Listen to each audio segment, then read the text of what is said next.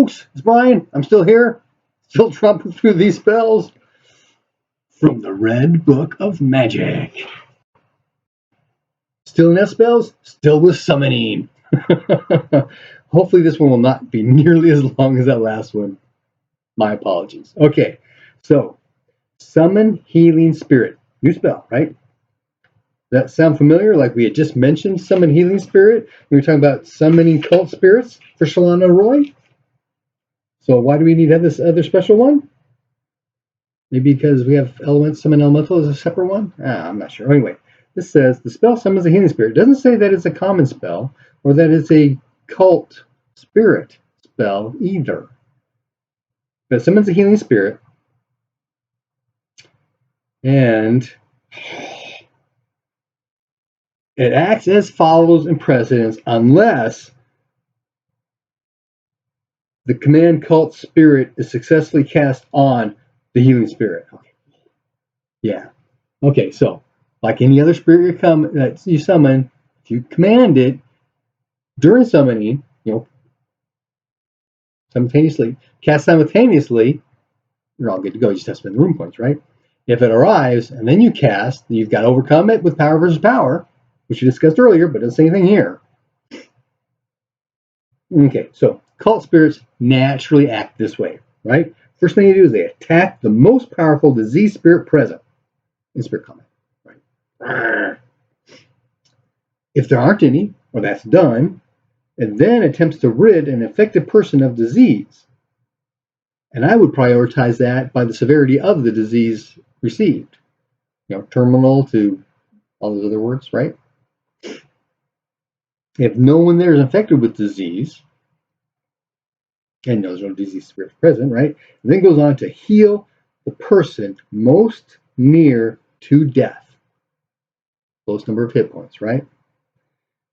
The spirit can heal as many points of damage as it has magic points. It's like a natural cure wounds thing, right?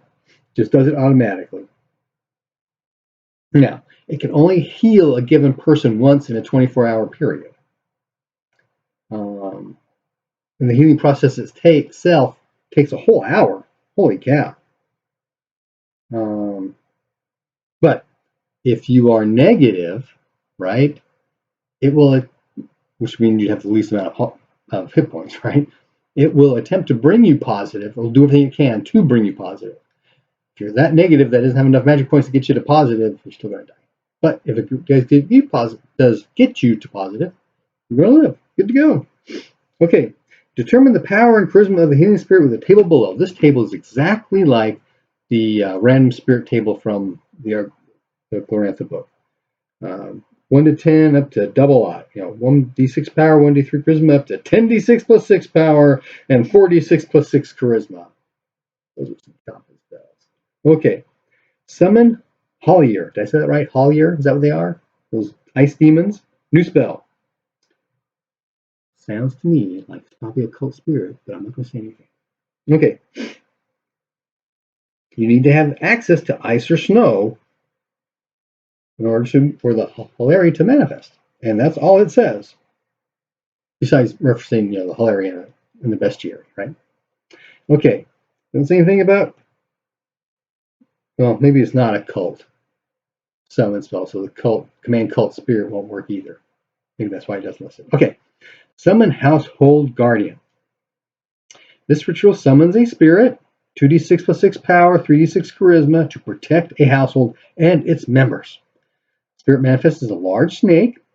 The spell ends if it's killed. So we have a special duration on this, right? Lasts forever until the snake is killed. Okay.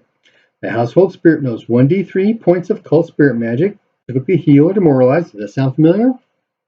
The spirit is bound to the household precincts. That sounds familiar. And must receive regular worship from the household. That also sounds familiar.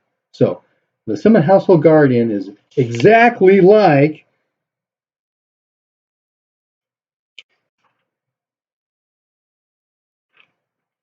the summon guardian spell, except applies only to a household. It must be worshipped by the household. Okay, the summoner, it says caster, the summoner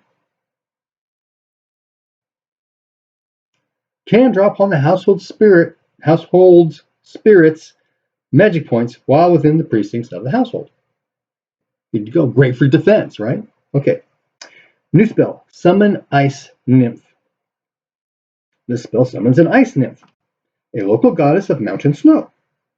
Must be formed on a mountain, and the summoner needs to have access to sufficient ice and snow. This is different than adequate or access to, right?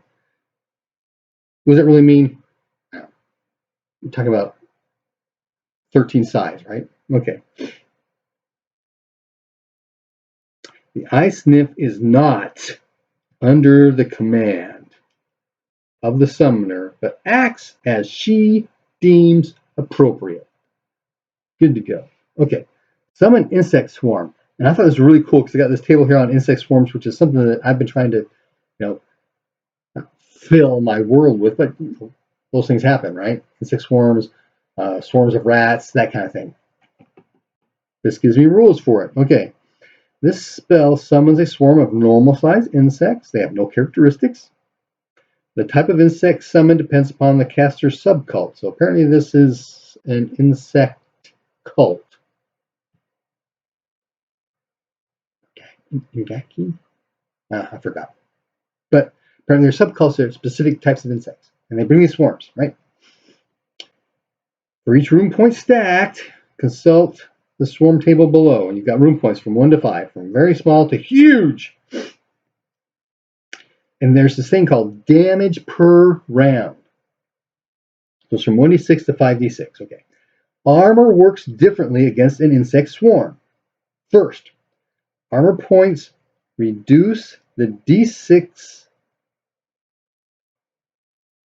rolled from the damage per round. Okay, that's kind of...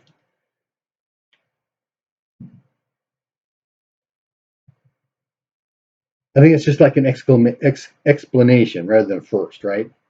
Because second, reduces the damage to each d6. That's kind of explains later on, right? And the second part is the protection is also is different. Normal armor only subtracts 1. So if we're wearing leather or heavy leather or linthorax or taboli or light scale or heavy scale or plate, I think it's all that, right? Only stops 1.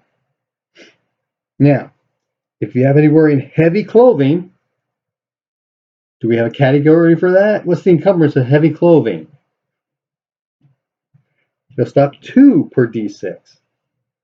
And natural armor, like, a cow's hide, a jackal bear's fur, that kind of stuff, right?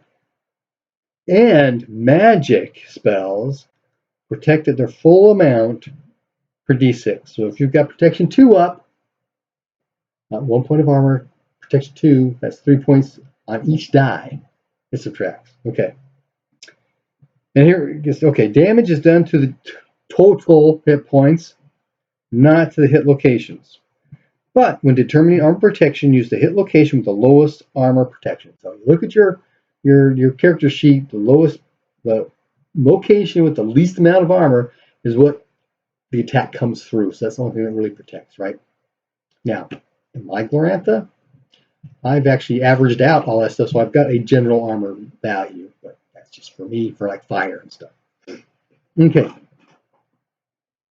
Here's what actually the examples really explains. Okay, the game master rolls 3d6 for damage, treating each d6 separately. The results, for example, are 2, 1, and a 5. His armor, because he's just wearing regular armor, subtracts only 1, but from each die. So that 2 becomes a 1, the 1 becomes a 0, and the 5 becomes a 4. So he takes a total of 5 hit points of damage. That's how that works. And if this was Fantasy Trip, and we had swarms of rats, that's how I treat it. If we had swarms of piranhakeets, that's how this would work. If it was swarms of spiders, that's how it would work. If it was swarms of vampire bats, this is how I would do it.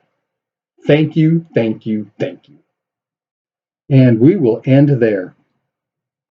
Happy gaming.